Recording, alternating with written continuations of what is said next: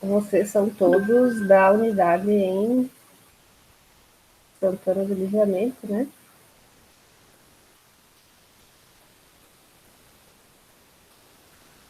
Se eu não me engano, né? Tá. Então vamos. Oi? Tem gente de fora, eu sou da unidade de Sananduva. Ah, Sananduva. É. Tá, legal. Que bom. Eu lembro que a negociação assim para a abertura da bioquímica foi mais para o pessoal de livramento, né? Mas, claro, todo mundo estava aberto, né? Quem quisesse podia se inscrever. Mas que bom, então, que a gente está podendo contribuir, né, com outras unidades e assim aproveitar, né, os professores, né, das áreas específicas, essa parte aí da pandemia bem possibilitou isso aí, né, que é uma coisa bem boa. Deixa eu só abrir aqui.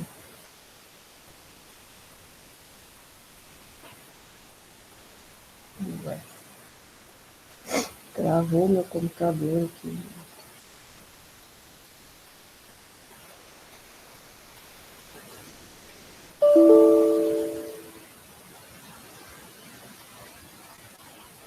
O Átila de Cachoeira.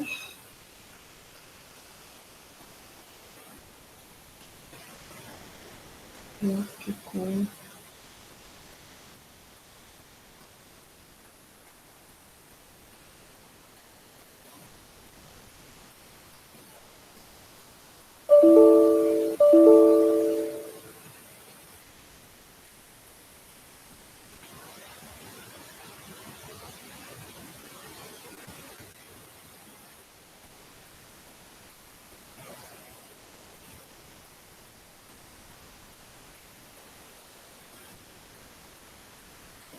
Não tá abrindo pelo.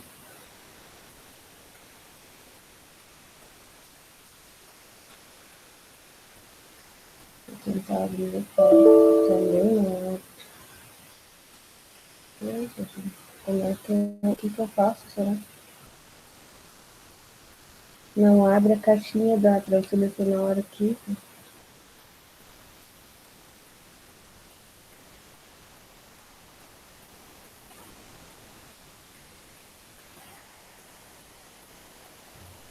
Você não vai em opções, Oi? nos três pontinhos em opções. Pois é, mas eu não. Deixa eu tentar. Ou naquela flechinha, prof, que ela tá para cima, daí apresenta a tela inteira, uma janela e uma guia. Pois é, eu sei, mas aqui o problema está sendo no meu computador, que não abre Hum. o. Ah, tá. Tá abrindo. Mas não selecionei nada, ele não abre para eu selecionar a aula, sabe? Mas que coisa estranha isso. Ah, sim. Sim. O conteúdo tá aberto, né? Tem que estar aberto, não consigo abrir. Sim. Deixa eu tentar botar um HD Uhum. aqui que eu tenho a aula no HD também. Mas isso não está acontecendo. Só um pouquinho, gente. Tranquilo.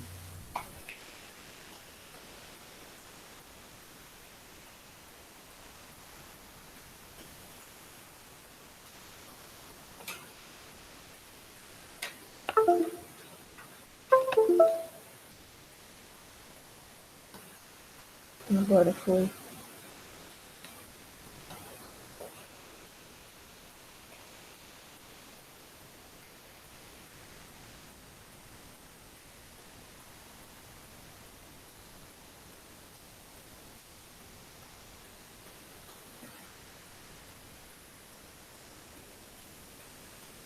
Vamos lá então, deixa eu ver qual é a aula aqui. Aula 4. 13 a 4.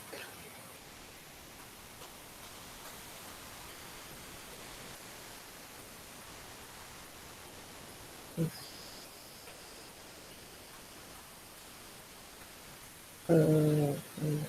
Aqui.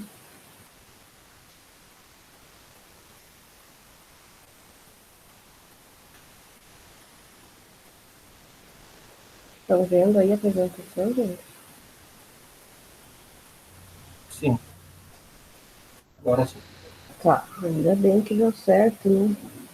Nunca tinha acontecido isso no meu computador, sei lá que foi isso. Então, pessoal, nós vimos, né? Vocês assistiram a apresentação de como que se formam, né? Nós temos os aminoácidos, que são a menor estrutura, e aí nós temos a ligação peptídica, né? Que ocorre para a formação dos peptídeos, né? E os peptídeos, então, eles podem ter, né, até 20 aminoácidos interligados. Acima aí de 20 aminoácidos, nós começamos a ter as unidades proteicas. Então, a estrutura, né, nós vamos ver que as proteínas, elas são formadas por 4 níveis estruturais, né? E são classificados em primário, secundário, terciário e quaternário. A estrutura primária é a sequência de aminoácidos, né, existentes na molécula. É o nível de estrutura mais simples, ou seja, a primeira estrutura que é formada. E é também chamada, né, muitas vezes de colar de pérolas, tá?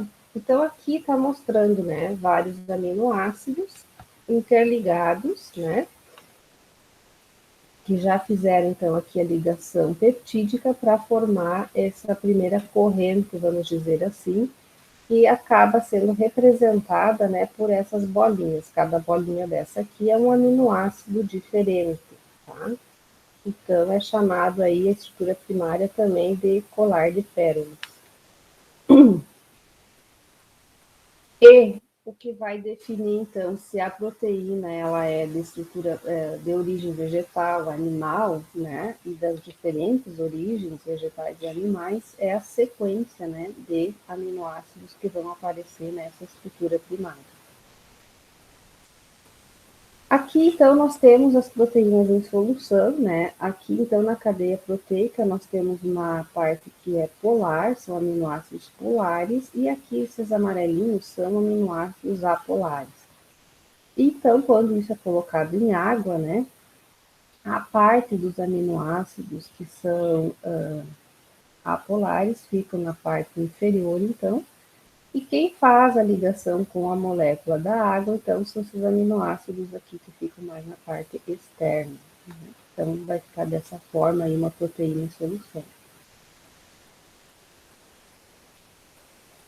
A estrutura secundária é a disposição espacial que adquire a espinha dorsal da cadeia polipeptídica. Então, esse colar de pérolas, ele vai tomar um formato, né?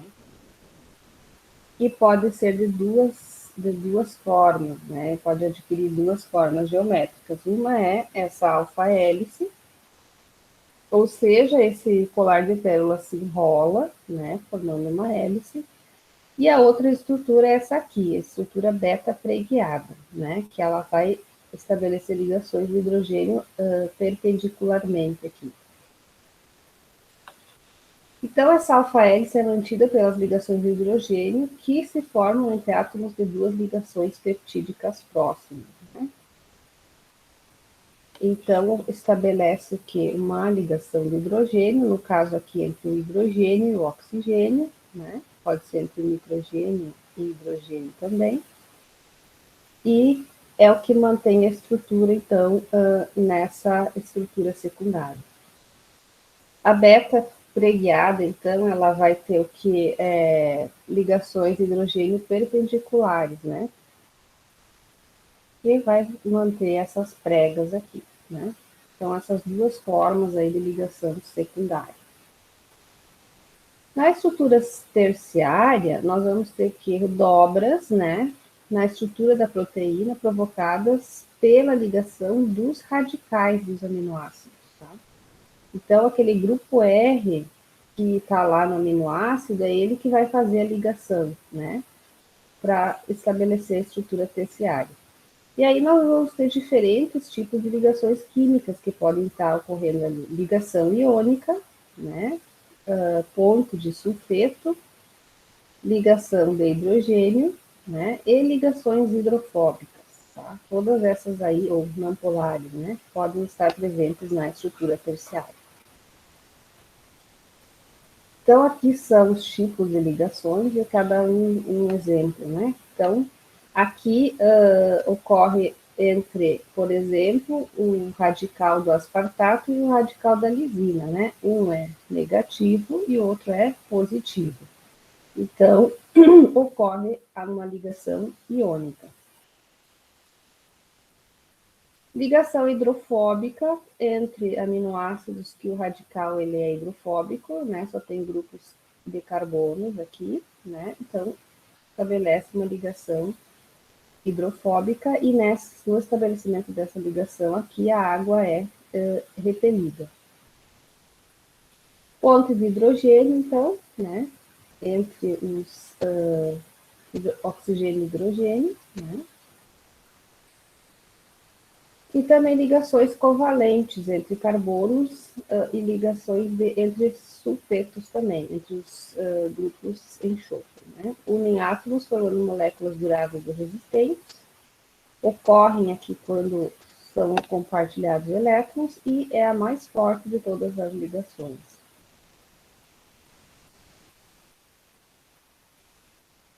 E aqui, então, a ponte de sulfeto, né, sendo formada, nós temos dois aminoácidos de cisteína, né, que tem grupo SH, e aí, então, a formação da ponte de sulfeto, que é uma ligação também bastante forte. Temos também a possibilidade de estabelecimento das forças de Van der Waals, né, que são ligações, então, mais fracas que podem também ocorrer. Tá? E na estrutura quaternária, então, é o modo pelo qual duas ou mais cadeias polipeptídicas interagem. Né? Cada uma das cadeias apresenta os três níveis estruturais citados e ela é mantida, então, por ligação iônica também, ligação de hidrogênio e interações hidrofóbicas. Então, isso aqui, até aqui, né, é chamado de polipeptídeo. Para formar a proteína, ele vai ter que ligar com mais um, né, polipeptídeo. Para daí, então, quando eu tenho essas duas estruturas interligadas aqui, eu tenho a proteína dimérica, né? E aqui um resumo, então, das quatro estruturas, né? A estrutura primária, então, que é a ligação entre os aminoácidos. A secundária, que é a ligação, então, a formação da beta-preguiada e da alfa-hélice. A terciária, que é onde se ligam os radicais nos aminoácidos, formando essas estruturas e são, né, formadas por todas aquelas ligações químicas. E na quaternária, então, nós temos o quê? A estrutura de uma proteína, de um polipeptídeo, mais o outro polipeptídeo. E assim, então, aqui nós podemos dizer que nós temos a proteína.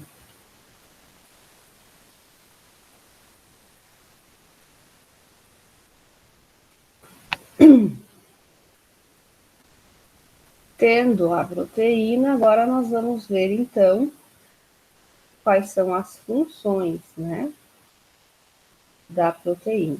Só me deem um ok se está aparecendo aí para vocês.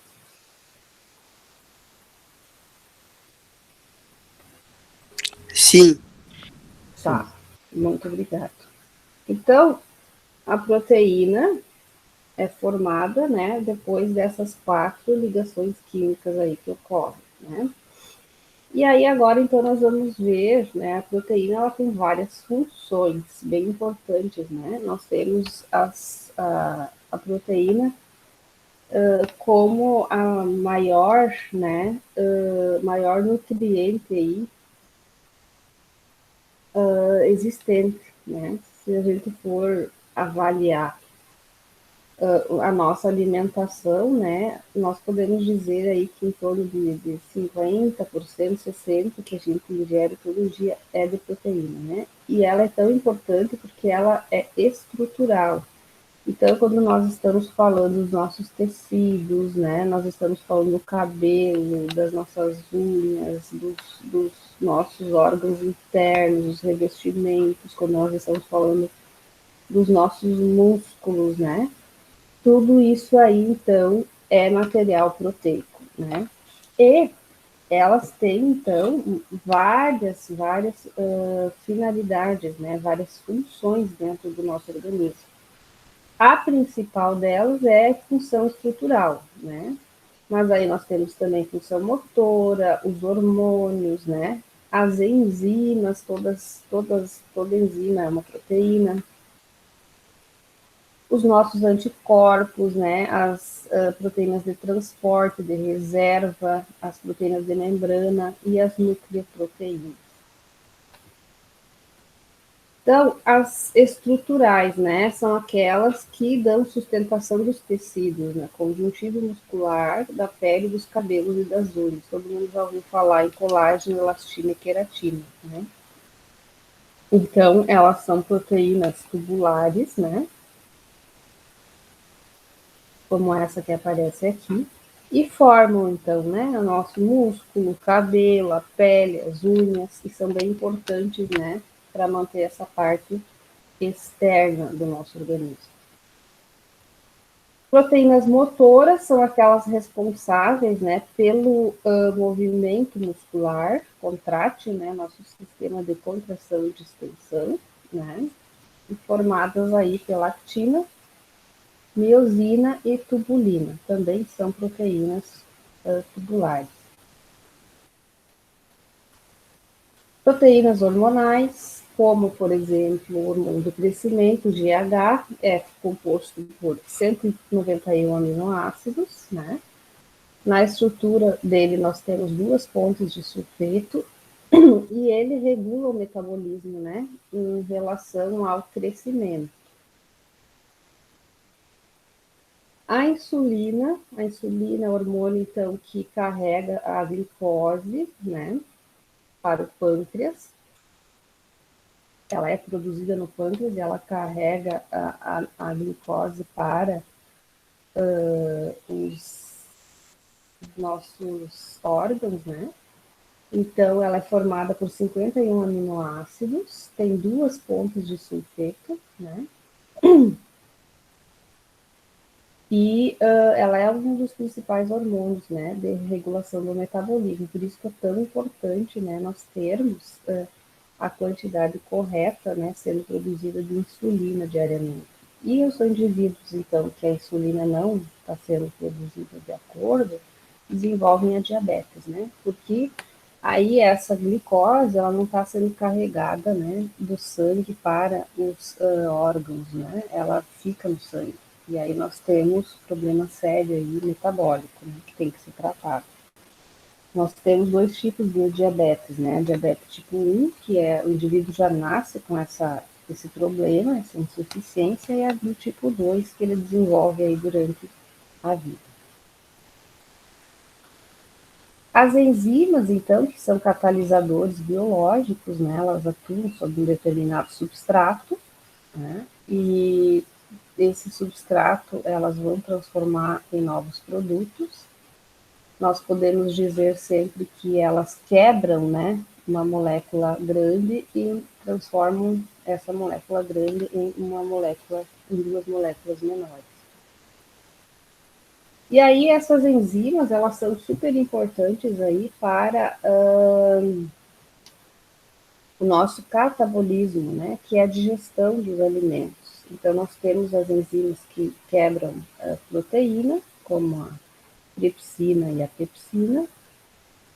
Temos as enzimas que quebram o amido, que são as amilases, e as que quebram a lactose, né, que são as lactases.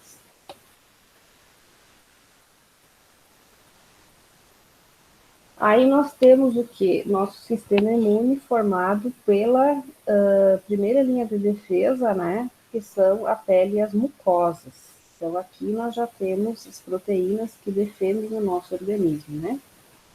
E aí, então, esses micro-organismos externos, eles são reconhecidos e destruídos, né, pelo sistema imune. Isso, então, promovido pelos linfócitos T, né, e também pelos linfócitos B, tá? Os linfócitos B, então, são mais encarregados das infecções bacterianas, né? E essa imunidade humoral, né, ela é mediada por um grupo de proteínas, né, chamadas de anticorpos. E os anticorpos, então, são as imunoglobulinas, têm função de defesa, ou seja, se você tiver um ataque por vírus, né, essas imunoglobulinas, elas matam, né, a estrutura virótica. Aqui, então, nós ouvimos falar muito, né, agora no teste do Covid, o que é medido, né, é o IgG, né, imunoglobulina G. Para quem já teve, né, a medida essa, então, é quanto de anticorpos eu vou ter no organismo, né. Então, para quem já teve a doença, vai ter um alto teor de imunoglobulina G. Aqui, então, são outros exemplos de anticorpos, né, que também agem, né, durante a defesa do nosso organismo.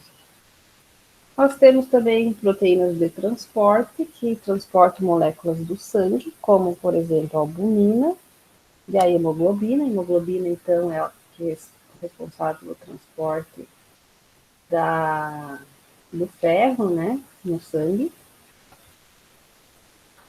Proteínas de reserva, nós temos, então, a caseína, que vem do leite, né, e a ovalbumina, que é da clara do ovo. Nucleoproteínas, proteínas, então, associadas ao DNA, que auxiliam no empacotamento do DNA, exercem função de controle da expressão gênica.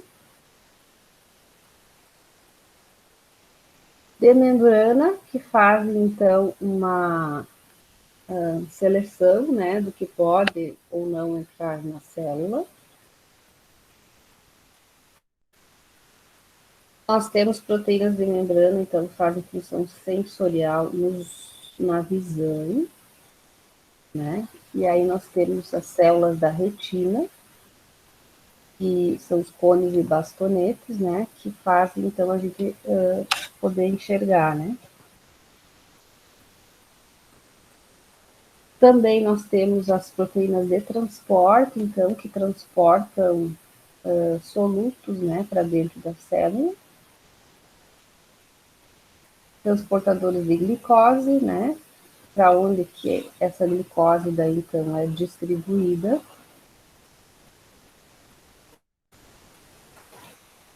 E aqui, então, mostrando para vocês a insulina, né, a quebra aqui, então, da glicose, porque a glicose aqui, ela seguiria no sangue, né, mas, então, aqui a insulina carrega ela, né, para o seu devido destino, a sua devida função, que é a função de energia para a célula, né.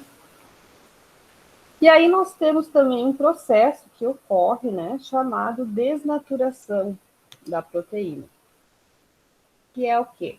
Nós temos essas 4 estruturas que foram formadas, né? Na desnaturação, nós vamos romper a estrutura terciária, secundária e a quaternária, a terciária e a secundária. Sempre vai permanecer a estrutura primária. Essa não é destruída em nenhum momento, né?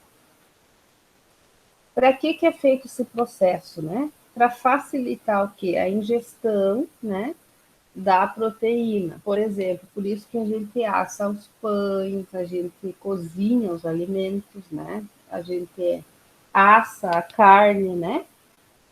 Para que quando a gente faça a ingestão, nós já estamos com a proteína, só falta destruir, né, pelo nosso metabolismo, a estrutura primária. Se nós ingeríssemos um bife, por exemplo, sem processar ele, um bife cru, nós vamos pensar o quê? Nosso organismo não está preparado para romper as 3 estruturas que formam essa proteína. Então, nós vamos ter problemas, né, metabólicos. Por isso, então, que todos os alimentos, ou a grande maioria, só com exceção dos vegetais, né, das hortaliças, digamos assim, que não precisam ser cozidas, né, nem processadas, o restante dos alimentos, todos eles são submetidos a um processo de calor. E nesse processo de calor, então, é que essas 3 estruturas são rompidas, né? Então, é a alteração da estrutura da proteína sem ruptura das ligações peptídicas, né? Aqui, então, nós temos a proteína nativa, nós podemos dizer assim que é um ovo cru, né? Ou um bife cru. E aqui nós temos a proteína desnaturada depois do aquecimento, que daí já estamos falando do ovo cozido ou de um bife né, frito. Além do calor, né, que é, então, um agente desnaturante físico, nós temos os químicos também, tá?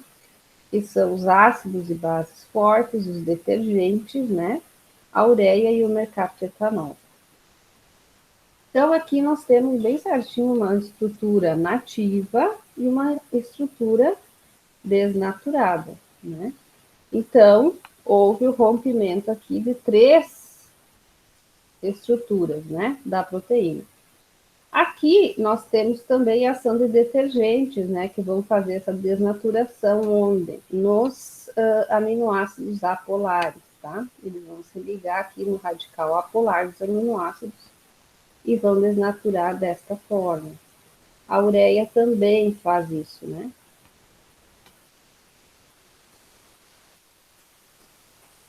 E aqui o quanto pH, né, pode causar essa desnaturação. Um exemplo prático, né, de desnaturação proteica por alteração do pH é a fabricação do queijo, né? Quando você tem o leite, né, ele tem pH 7. E aí, no momento que você adiciona um ácido, e é assim que a gente faz o coalho, por exemplo, ele é ácido, né? Você baixa esse pH, e nesse momento que você baixa o pH, ocorre que a precipitação da proteína, tá? Então, é um processo de desnaturação. Então, aqui nós temos a proteína em pH neutro, né? Vocês observem que o grupo amino e o grupo ácido carboxílico, eles se mantêm próximos, né? E as cargas, elas mantêm essa estrutura unida. Aí nós vamos acidificar o meio, então, vamos colocar ácido, olhem o que acontece, então, com a estrutura, né? Ela é rompida, promovendo, então, essa desnaturação. As cargas são rompidas, né? E essa fita, né, essa faixa, que é a proteína, ela é afastada. pH neutro novamente, pH, então, vamos basificar o meio, ocorre o mesmo processo, né? Então, ocorre essa desnaturação. O que acontece, então, com, né, essa alteração aí, essa desnaturação? Altera as propriedades, né? Reduz a solubilidade. Então, se eu vou dissolver, por exemplo, um ovo cru, né, num copo com água, se eu mexer bem, ele dissolve, né? Agora, se eu pegar um ovo cozido e tentar dissolver em água, ele já não vai solubilizar, né? Então, a desnaturação, ela reduz muito a solubilidade. Aumenta a digestibilidade, lógico, né? Porque já foram rompidas aí 3, né? 3 estruturas. Então, é muito mais digestível para o nosso organismo a gente se alimentar de algo que já foi né, desnaturado. E nós temos daí, pelo calor, a perda, né, da atividade biológica, de enzimas, hormônios, anticorpos, então isso tem que cuidar, por isso que também o processo aí de febre, quando a gente está com alguma doença, né, muito crítico, né, a gente tem até aquela 40, 41 de temperatura máxima, né, que o nosso organismo resiste, porque aí depois desse valor aí enzimas, hormônios começam a ser desnaturados, né? E aí o nosso organismo não aguenta.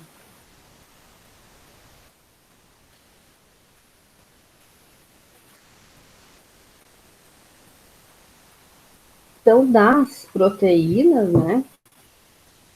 E das principais funções aí que elas têm no organismo, são essas as considerações, tá?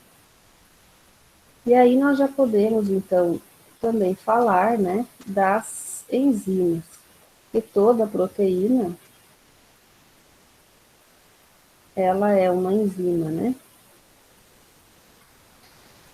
Só fechar aqui.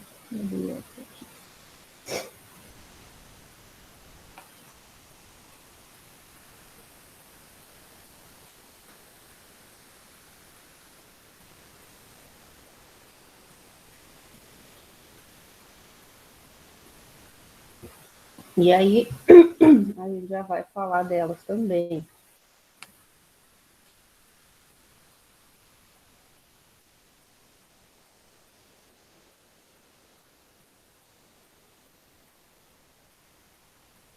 Tá certinho aí, gente?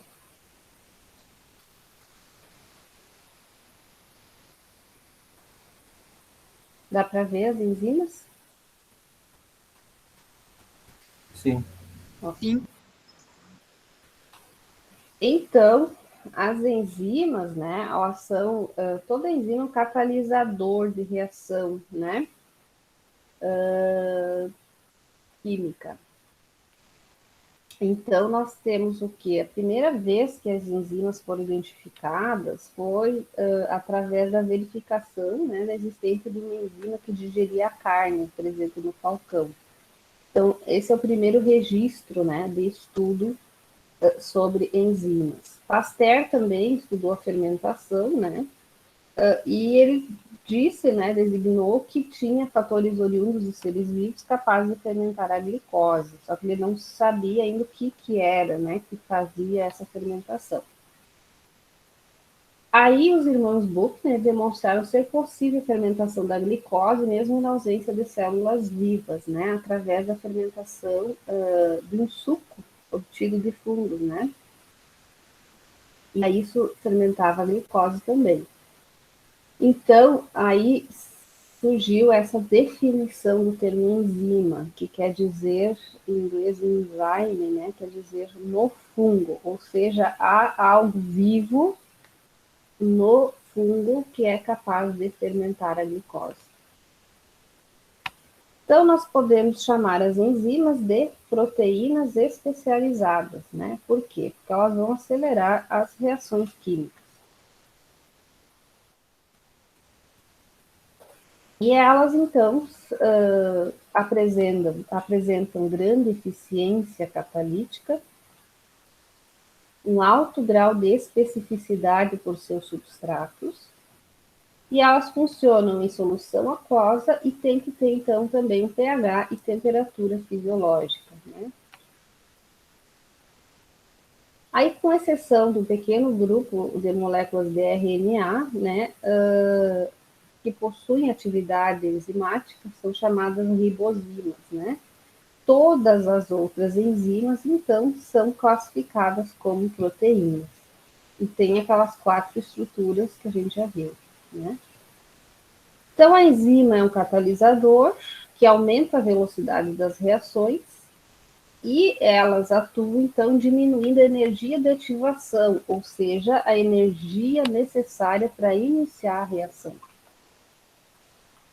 Então, uma reação sempre vai ser mais rápida com a presença da enzima, porque ela diminui a energia, essa energia aqui, ó, necessária, né, para iniciar uma reação.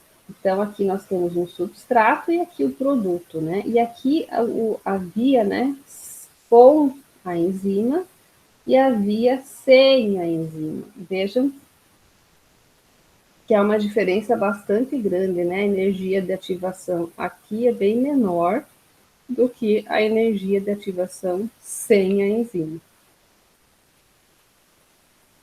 E sempre, né, a reação enzimática, ela vai ser demonstrada dessa forma. Enzima mais o substrato, formando o complexo enzima-substrato e resultando na enzima inalterada mais o produto. Então, aqui nós temos um exemplo, né, da enzima, que vai atuar sobre esse substrato aqui. Isso vai ser processado, né, essa quebra vai acontecer no sítio ativo da enzima, um local específico que ocorre a reação, e depois libera o produto, né, que é diferente do substrato.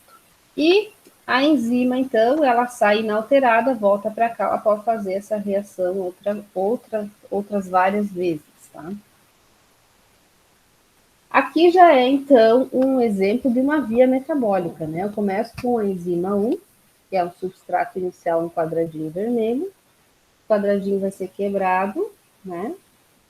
A enzima 2 vai usar parte do que foi quebrado pela enzima 1, vai liberar 2 pedaços. A enzima 3, então, pega uma parte do que foi na enzima 1 e você tem no final da enzima 2, no final, esses produtos aqui, né?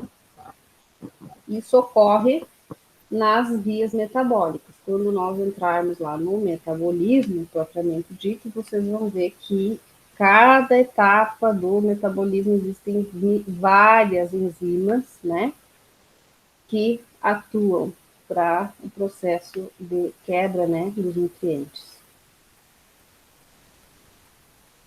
Então, esse esquema aqui resume bem, né? Você tem o substrato, você forma o complexo enzima-substrato, e aí um detalhe, né? A ligação química nesse sítio ativo pode acontecer de duas formas, no modelo chave-fechadura e no modelo encaixe induzido, né? E isso depois libera o produto mais a enzima inalterada. Então, nós temos esses dois modelinhos de ligação da enzima com o substrato no sítio ativo, né? Chave-fechadura e encaixe induzido.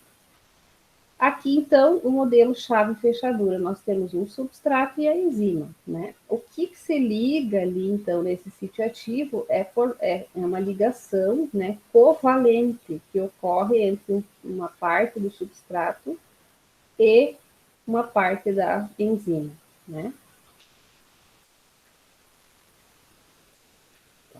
No modelo de encaixe induzido, a enzima, ela toma um formato, né, que possibilita a aproximação do substrato, e daí, então, a ligação entre as moléculas positivas e negativas, né?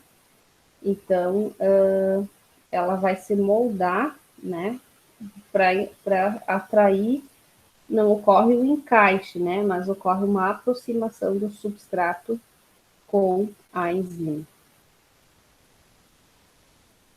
E aí, então, nessa região chamada sítio ativo, nós temos a reação propriamente dita com o substrato, né? E ela pode também ser constituída por componentes não proteicos, que são cofatores aí da reação. Também pode ter aminoácidos auxiliares, né? E aminoácidos específicos aí de contato, onde realmente ocorre a ligação química.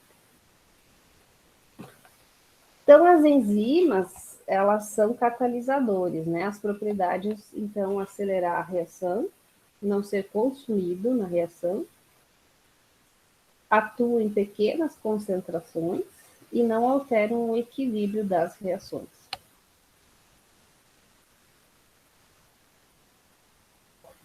Então, um exemplo, né? A decomposição do peróxido de hidrogênio. Aqui nós temos as condições da reação sem catalisador, com a platina, que é um catalisador químico, e com a enzima catalase. Então, a energia sem catalisador necessária para a reação é de 75,2 kJ por mol. Se eu utilizar a platina, eu já caio para 48,9. E se eu utilizar a enzima, vem para 23 kJ por mol, ou seja, bem menos energia, né, para fazer a reação acontecer. E a velocidade, então, dessa reação de quebra, né, sem catalisador é de 1, com platina de 2,77 e com a enzima de 6,51. Ou seja, ela é muito, muito eficiente, né? Ela não é consumida na reação, então aqui nós temos, né, a quebra do peróxido de hidrogênio, liberando água e oxigênio, e a enzima ela fica inalterada, né? Pode ser, e é utilizada, reutilizada várias vezes para fazer a mesma reação, porém com outros substratos. Atua em pequena quantidade, né? Uma molécula de catalase decompõe 5 milhões de moléculas de peróxido de hidrogênio em pH 6,8 em 1 minuto. Então, é muita coisa, né? Não alteram o estado de equilíbrio, né? Então, o caminho da reação vai ser o mesmo. E agora a gente vai ver, então, os fatores que alteram a atividade das enzimas, né? Então, nós temos fatores que alteram a reação, a velocidade das reações, que tem a ver com a concentração das enzimas, a concentração dos substratos, a temperatura, o pH e a presença de inibidores.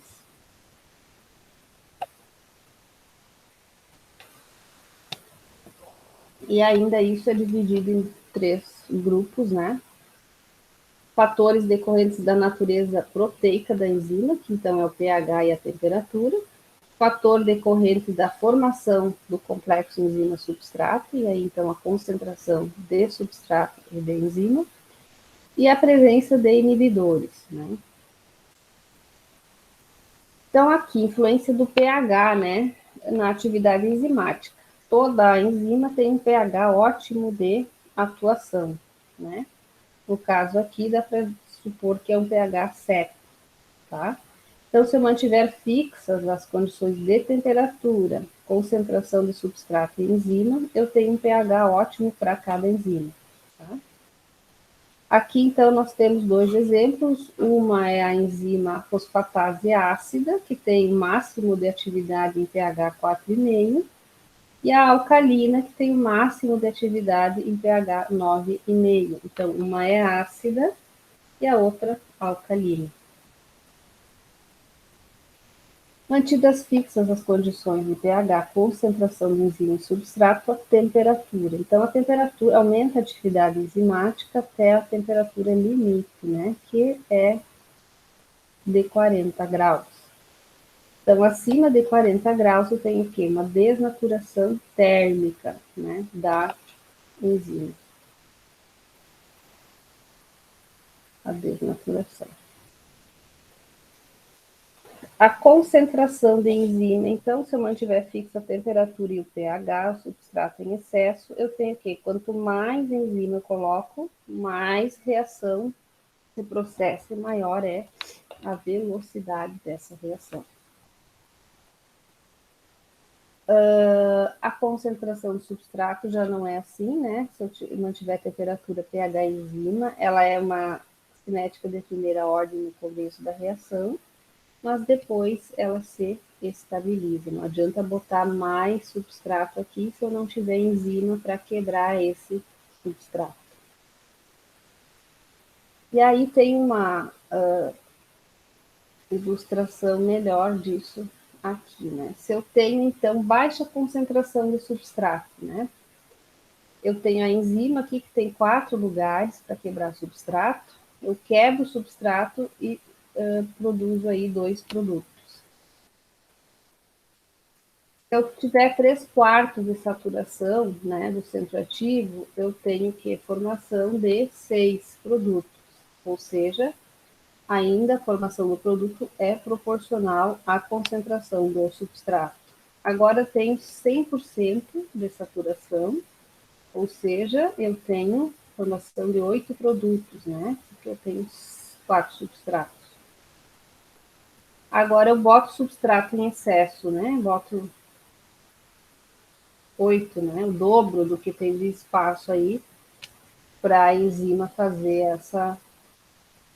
essa quebra. Vai ocorrer o que? Eu tenho formação da mesma quantidade de produtos e vou ter o que? Substratos em excesso, né? Que vão ficar ali e que não vão ser processados.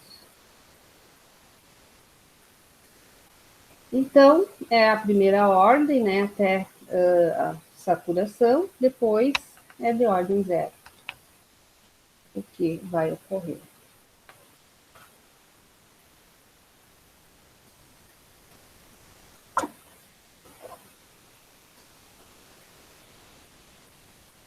Estão conseguindo acompanhar, gente?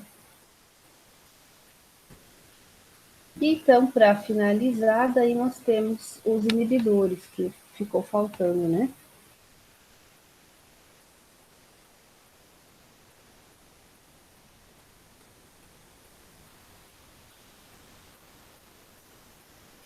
Estão vendo aí, gente? Sim, professor. Beleza, obrigado. Sim. Os inibidores de enzimas, então. Aí nós temos dois tipos, né? Os inibidores inespecíficos, né? Que são inibidores para atividade de todas as enzimas, são os agentes desnaturantes, e os que fazem uma inibição específica, né? Que é o inibidor diminui a atividade de uma única enzima ou de um grupo restrito de enzimas. E pode essa inibição específica ser irreversível ou reversível. Então, na inibição irreversível, nós temos o que?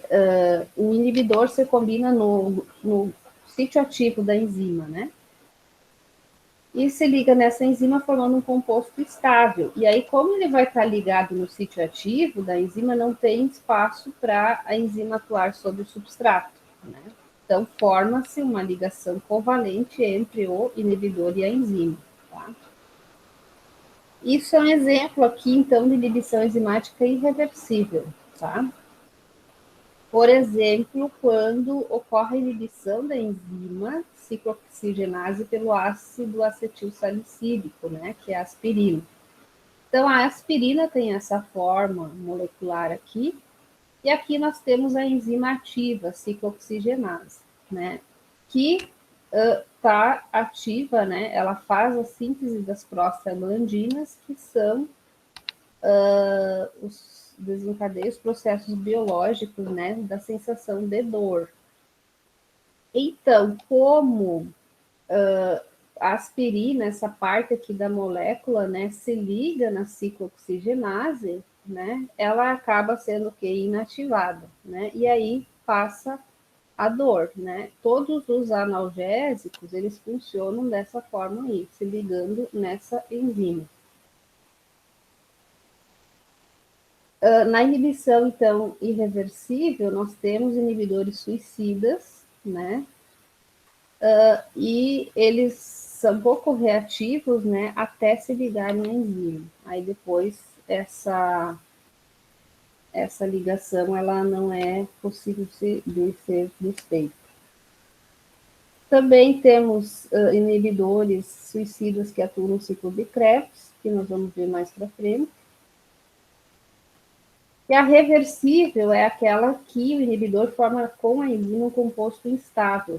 A inibição não envolve modificação covalente. E aí nós temos dois tipos de inibidores reversíveis, os competitivos e os não competitivos. O competitivo, então, tem uma estrutura semelhante à do substrato e se liga no sítio ativo da enzima, né? Então, esse izinho aqui vem e se liga na enzima, né? E aí ela não estará disponível para o substrato. Interessante é que esse inibidor ele tem uma estrutura química bem semelhante ao do substrato. Ele acaba confundindo a enzima, né? De frente, assim, ó, ela não vai saber se é inibidor ou se é substrato. E ele, então, acaba ligando na enzima e as reações daí de quebra, né, que seriam realizadas pela enzima sobre o substrato não ocorrem. Então, aqui é mais um exemplo, inibição competitiva, substrato daí forma produto, por isso que se diz que ela é reversível, né? Então, na presença do inibidor competitivo, diminui a afinidade da enzima pelo substrato, aumenta a concentração, né, do substrato necessária para que a enzima funcione normalmente. Então, também, né, antibacterianos, antivirais são desenvolvidos, né, para serem inibidores enzimáticos.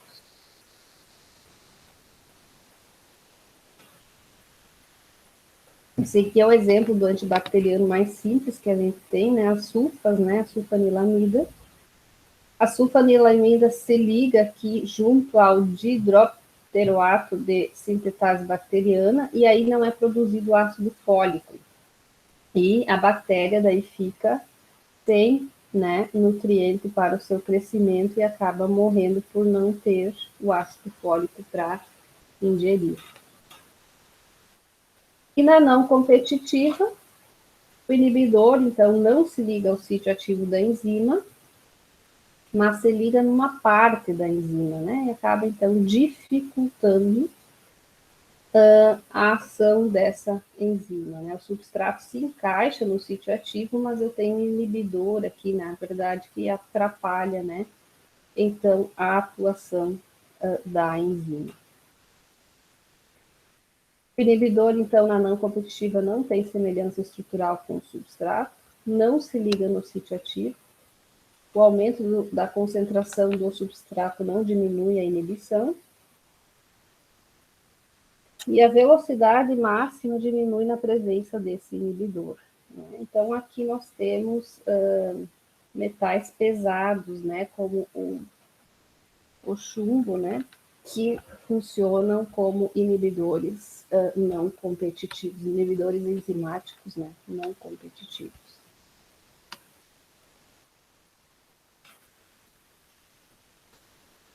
Parar a apresentação. Então, pessoal, que eu reservei, né, para vocês, o que eu pensei em trabalhar, né,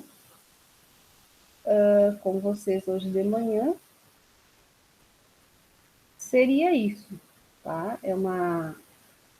A bioquímica é uma disciplina bem envolvente, né? Ela é cheia de detalhes, de pequenas coisas, assim, né? Eu sei que são vários componentes, né, que formam os alimentos, e nós vamos vendo cada um deles aos poucos. Agora, então, nós vimos os carboidratos e as proteínas. Então, agora nós temos ainda os lipídios para ver as vitaminas, né? E aí depois, então, a parte do metabolismo propriamente dito, que é o aproveitamento, né, dessas substâncias, desses componentes aí que nós estamos vendo como eles são formados, e depois nós vamos ver como eles são degradados, né? Mas é assim bem interessante, ela é bem importante aí na formação de vocês para depois entenderem fisiologia, entenderem nutrição animal, entenderem várias outras disciplinas que vêm na sequência, tá? Então, para essa aula de hoje, agora eu vou colocar alguns exercícios para vocês trabalharem lá, de proteínas, não precisam entregar, eu só vou colocar para vocês exercitarem, tá bem? E aí, na próxima semana, nós nos encontramos, né, nesse mesmo horário, vou criar uma outra sala, mando para vocês na terça-feira de tarde ou de noite, para a gente trabalhar a questão das vitaminas, que são bem importantes também. Certo? Se vocês têm algum questionamento, alguma pergunta, podem fazer, pessoal. Profe, Sim? depois tu vai disponibilizar esse material lá no Moodle? Vou. Vou sim. É bom porque depois já ajuda, né, mesmo para fazer os exercícios, acompanhar também. Sim, eu vou colocar das outras aulas também.